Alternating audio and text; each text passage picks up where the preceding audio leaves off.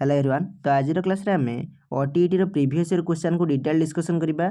Mainly आज आमे हमर 2025 मसे जो स्पेशल ओटीईटी हितला से स्पेशल ओटीईटी रो आमे सीडीपी क्वेश्चन को आमे डिटेल डिस्कशन करबा, जहा कि निश्चित भाव रे आपण मानकू हमर डिसेंबर मासे जो ओटीईटी एग्जाम बो ताहा पई हेल्प करबो। तो काला बेले मन करी चलो आमे क्वेश्चन गुडा डिस्कशन करबा। तो हमर प्रथम क्वेश्चन अछि जणे व्यक्तिंकर मेंटल एज कोन मेंटल एज हला हमर 25 आ क्रोनोलॉजिकल एज हला हमर 20। तेबे तांकर आईक्यू केते त हमर आईक्यू रो गोटे फार्मूला अछि। आईक्यू रो फार्मूला हला mental age by chronological age into 100 cone mental age by chronological age into 100 एहा होछि हमर आईक्यू रो फार्मूला। मेंटल एज कोन मेंटल एज हला हमर मानसिक बयस। मानसिक बयस हला हमर 25 आ क्रोनोलॉजिकल एज हला हमर एक्चुअल एज माने प्रकृत बयस। प्रकृत बयस हला हमर 20। त माने फार्मूला रे वैल्यू गुडा पकई दियो आईक्यू बाहरी जिवो। त हमर मेंटल एज हला केते 25 बाय क्रोनोलॉजिकल एज केते हला 20 हला इनटू 100। जदि आमे 20 रे काटि दबा 20 पंचा 100 25 रे 5 मल्टीप्लाई करले हबो हमर 125। तो से व्यक्तिंकर आईक्यू हला हमर 125। तो एटार करेक्ट आंसर हमर ऑप्शन डी हबो। बुझी हला। तो आईक्यू रो फार्मूला हला mental age by chronological age into 100। Then आमे देखिबा नेक्स्ट क्वेश्चन। निकटरे ओडिशा सरकार हरिजन शब्द को निषेध करी ता बदल रे एससी किंबा अनुसूचित जाति व्यवहार करने को निर्देश देइछंती। एई परिवर्तन आम संविधान केउं धारा उपरे आधारित माने आम संविधान कौ धारा रे कुआइछि जे आमे हरिजन शब्द बदल रे एससी किंबा अनुसूचित जाति को व्यवहार करबा। तो यार करेक्ट आंसर हला ऑप्शन सी धारा 341। बुझी हला। देन आमे देखिबा नेक्स्ट क्वेश्चन। निम्न दत्त स्कोर गुडिकर मध्यमा निर्णय कर माने स्कोर गुडार मीडियन निर्णय कर। मीडियन केमिति बाहर करिवो? प्रथमे तमे स्कोर गुडी को सानरु बड़ क्रम रे बा बड़रू सान क्रम सजेब। तो मु कौन करी ना स्कोर गुडी को सानरु बड़ क्रम सजेदेवी। प्रथम लिखी 11 तापर 12 तापर 15 तापर 28 तापर 32 तापर 39 तापर है आमर 41। तो मु कौन कली ना स्कोर गुडी को प्रथमे सानरु बड़ क्रम सजेदेली। ए जगह गोटे मुझे 34 छाड़ी देला। तो मु कौन कली ना स्कोर गुडी को सानरु बड़ क्रम सजेदेली। आ ये जगह आम टोटाल 8टी स्कोर अच्छी। जेहेतु आमर नंबर ऑफ स्कोर गोटे इवन नंबर अच्छी माने गोटे जुग्म संख्या अच्छी तेणु मुझे कौन करी ना दुईटी जिनस बाहर करी। गोटे है n/2 कौन गोटे है n/2 आ गोटे है n/2 + 1। तो ये जगह n है आमर 8 8/2 कले कते हेबो 4 हेबो। सेमिति 8/2 + 1 कले कते हेबो ना आमर 5 हेबो। कौन हेबो 5 हेबो। तापर मु कौन करी ना मु जो स्कोर गुडा को सानरु बड़ क्रम सजाइली से जगह कौन करी ना 4th और 5th यही दुईटी स्कोर को बाहर करी। यही जगह 4th स्कोर है आमर 28 और 5th स्कोर है आमर 32। तापर कौन करी ना ये दुईटी स्कोर मु एवरेज बाहर करी माने 28 और 32 यही दुईटी मु एवरेज बाहर करी। एवरेज केमिति बाहर करिवो ना ये दुईटी नंबर को मिसई बाय 2 करदेव। तो मु कौन करी ना 28 रे 32 को मिसेबी बाय 2 करदेवी। देले केते हेबो ना 60/2 हेबो। 60/2 रो आंसर है 30। तो ये स्कोर गुडार मीडियन हेबो आमर 30। तेणु एठार करेक्ट आंसर आमर ऑप्शन डी 30 हेबो। बुझीगला। देन आमे देखिबा नेक्स्ट क्वेश्चन। शिक्षक कैंद्रिक पंथारे काहाकू गुरुत्व दिया जाए माने आमर टीचर सेंट्रिक अप्रोच रे काहाकू बेसी इंपोर्टेंट दिया जाए। तो माने नार जानि पारथुबो शिक्षक कैंद्रिक पंथा माने शिक्षक को आमर बेसी गुरुत्व दिया होतबो। तेणु एठार करेक्ट आंसर आमर ऑप्शन बी हेबो। बुझीगला। देन आमे देखिबा नेक्स्ट क्वेश्चन। तो आमर 5 नंबर क्वेश्चन कहला फ्रॉयडଙ୍କ मानसिक यौन विकास तत्व अनुसार केउं पर्याय यौन संधि सहित आरंभ होता है माने सिगमंड फ्रॉयड जो आमर साइकोसेक्सुअल थ्योरी होते से थ्योरी अनुसार कौ फेज आमर प्यूबर्टी सहित आरंभ होता है। तो आमर सिगमंड फ्रॉयड 5टी फेज देते आ से 5टी फेज है।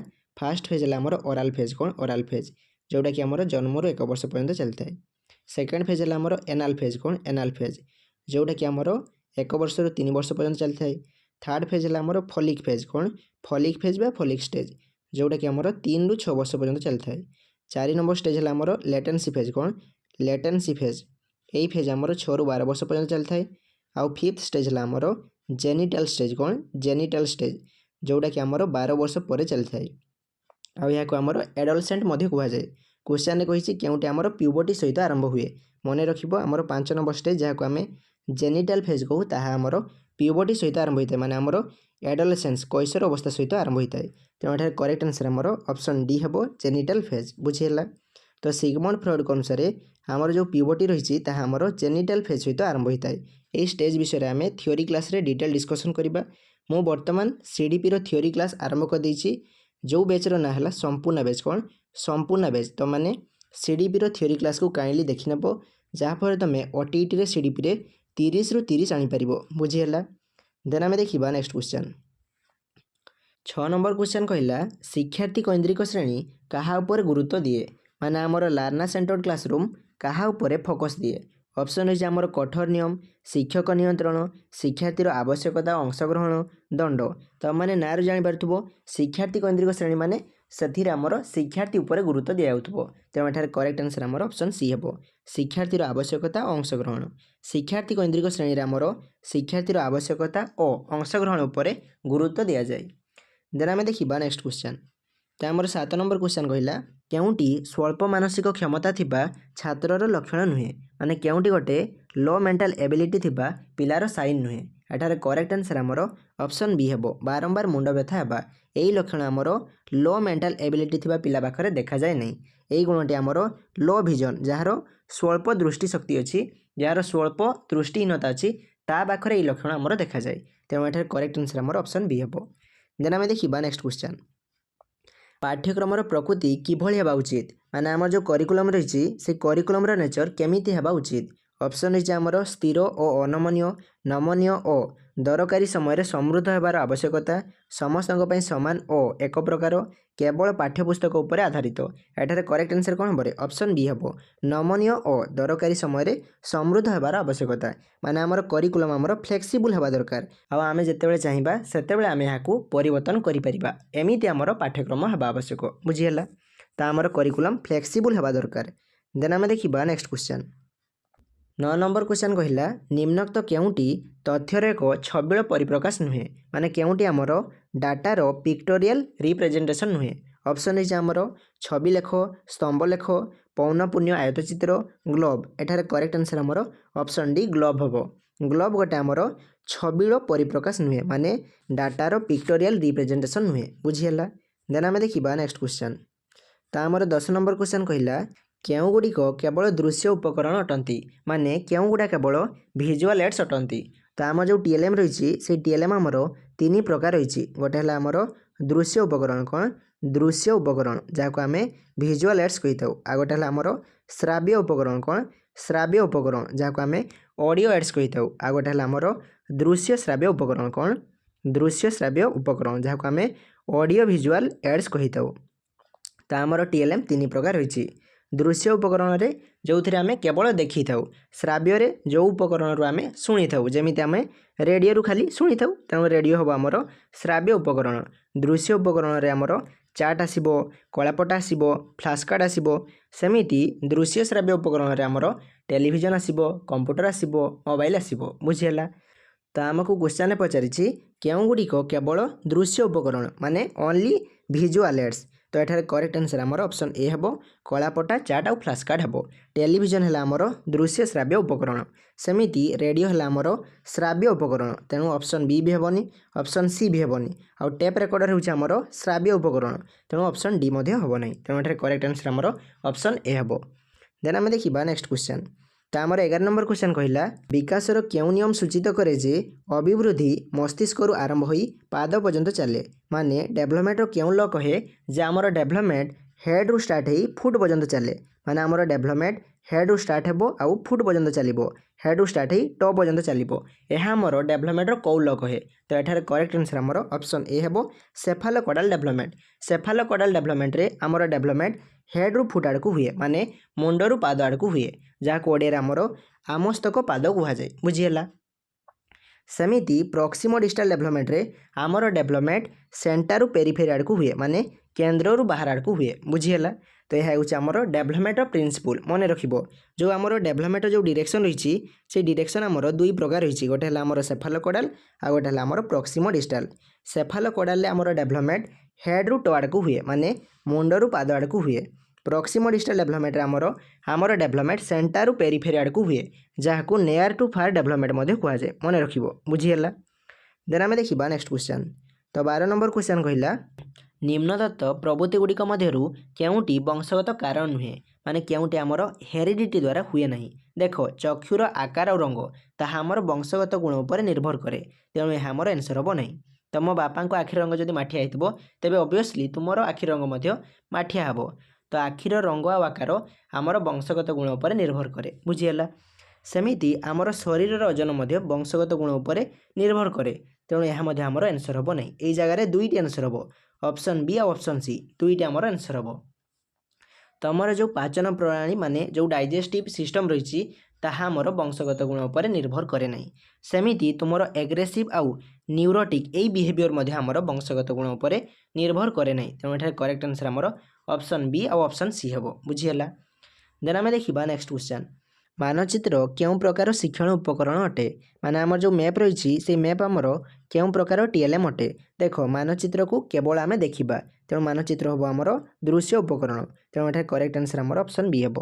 देन आम देखा नेक्स्ट क्वेश्चन, तो 14 नंबर क्वेश्चन कहला निम्नलिखित मध्य क्योंटी एक भल परीक्षण विशेषत्व नुहे। माने गोटे गुड टेस्ट क्योंटी गोटे कैरेक्टरिस्टिक नुहे। मन रखिबो गुड टेस्ट माने भल परीक्षण आमर तीनोटी गुण रही, तीनोटी विशेषता रही। आ से तीनोटी गुण है गोटे है वैलिडिटी, आ गोटे है रिलायबिलिटी, आ गोटे है आमर ऑब्जेक्टिविटी। तेणु ये करेक्ट आंसर आमर ऑप्शन बी अकाउंटेबिलिटी हम, जहाँ कोडे आमर उत्तरदायित्व कहुए। यह आमर भल परीक्षण विशेषत्व नुहे।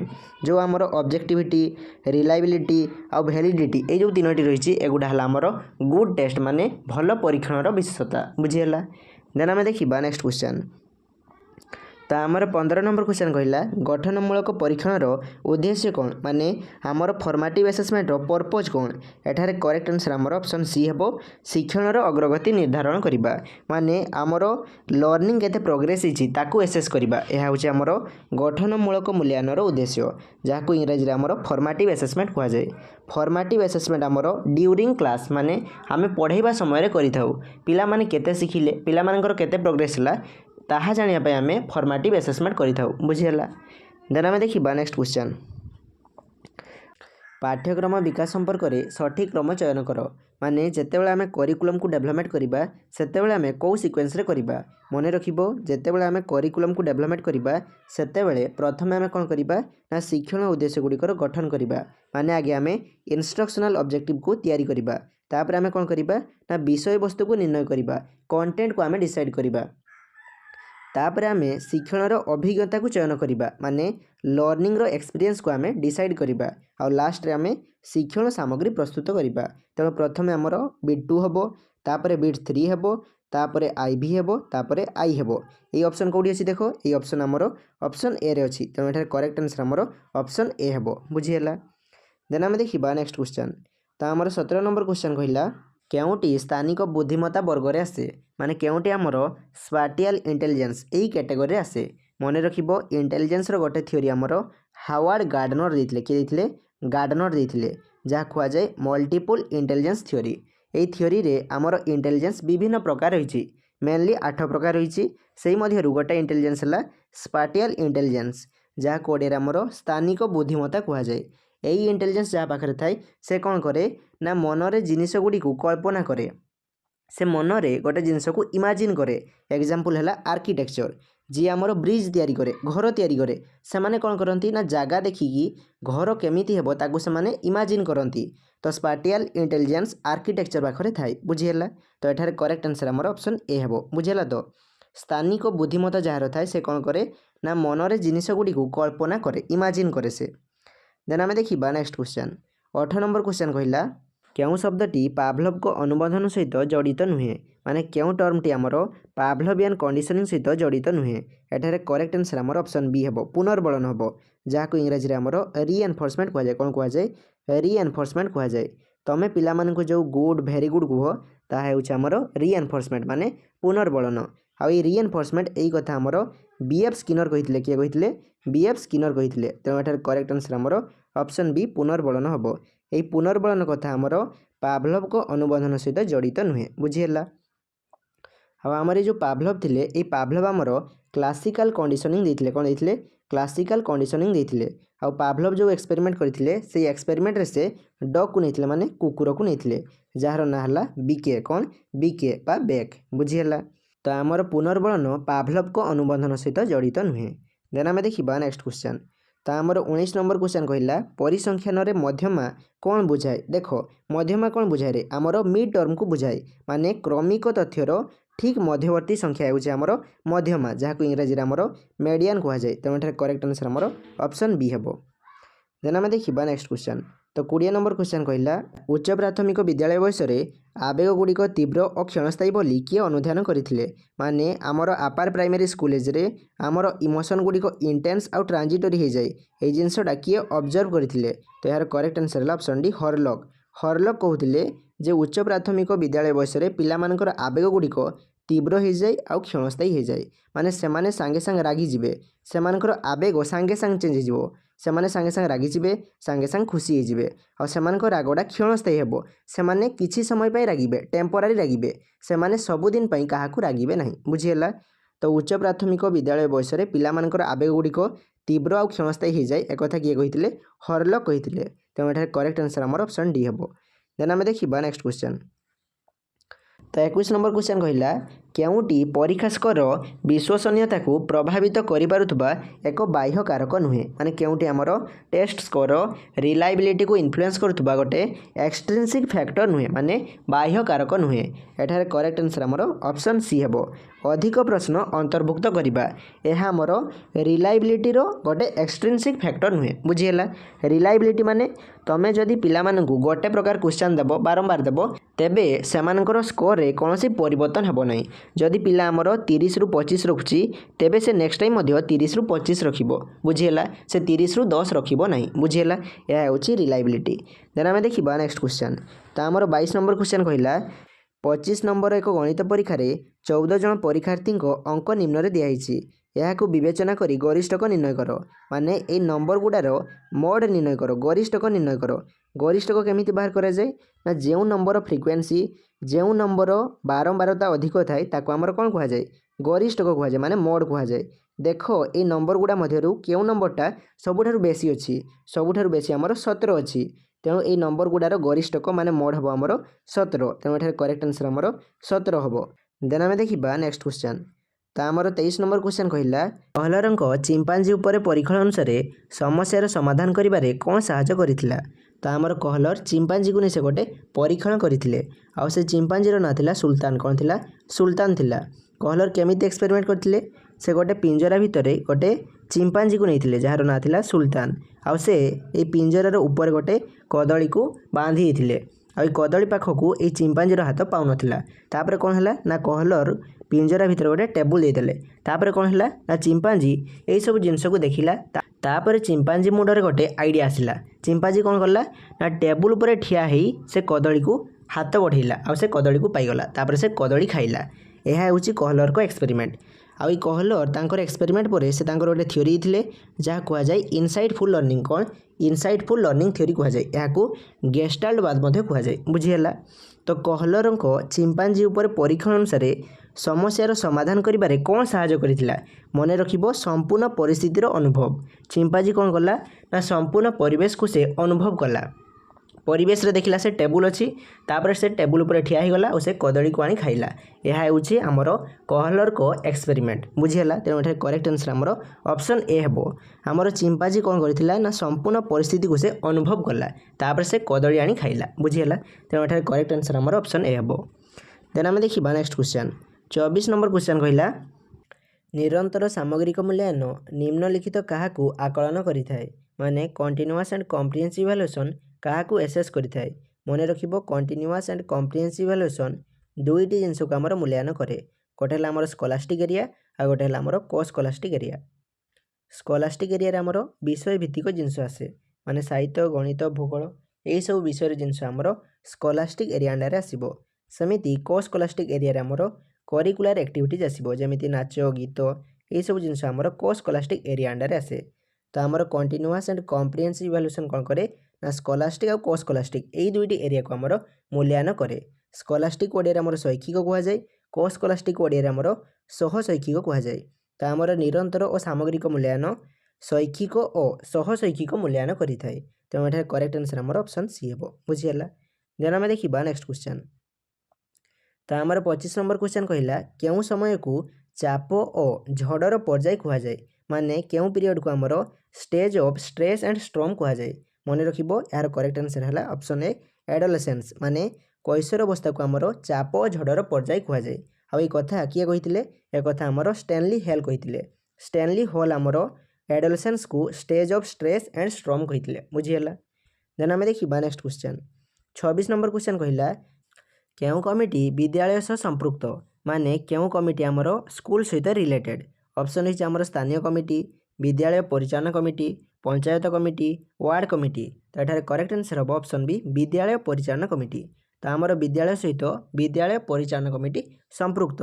विद्यालय परिचालन कमिटी को इंग्राजी आमर स्कूल मैनेजमेंट कमिटी कह जाए। यहाँ सर्ट्रे एसएमसी कह जाए। कौन कह जाए एसएमसी कह जाए बुझीगला। देन आम देखा नेक्स्ट क्वेश्चन। तो आमर 27 नंबर क्वेश्चन कहला पाठ्यक्रम योजनार केउ मॉडल फलाफल गुड़ी को दल स्तर नुहे बरं व्यक्तिगत स्तर में परीक्षा करा जाए। ऑप्शन है आमर शिक्षक केन्द्रिक शिक्षार्थी केन्द्रिक कार्यकलाप केन्द्रिक संप्रदाय केन्द्रिक। तो यहाँ करेक्ट आंसर हम ऑप्शन बी शिक्षार्थी केन्द्रिक।